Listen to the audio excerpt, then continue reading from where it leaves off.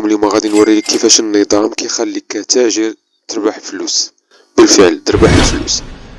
هنا كيف ما كتشوف عندنا 3 ديال الحاجات غادي نبارطاجيها معكم اليوم. كاين الحاجة الأولية اللي هي المبيعات الشهرية.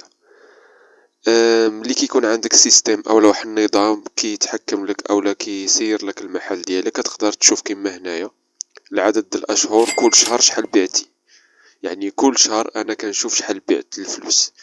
هاد المسألة هادي كتخليني نشوف الشهور اللي عيانين والشهور اللي ناقصين، ونيت كتخليني نقارن ما بين السنوات، حيت يمكن لكم هنايا مثلا هادو المبيعات الشهرية د 2025 يمكن لي بدلتها ب 2024.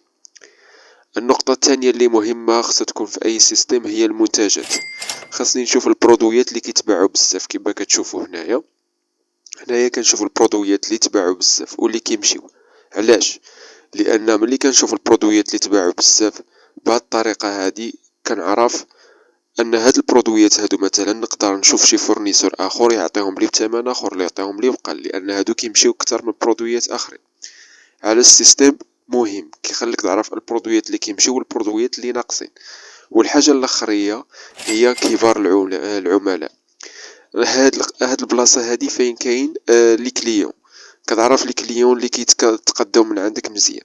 يعني مثلا الا كانوا لي كليون ديالك مثلا كيتسخروا من عندك بزاف، راه ضروري غتعمل معاهم شي معامله مختلفه اولا غتنقص لهم اولا غتعمل لهم مثلا شي تخفيضات. هاد ثلاثه النقط خصها تكون ضروريه في اي سيستم عندك. وشكرا.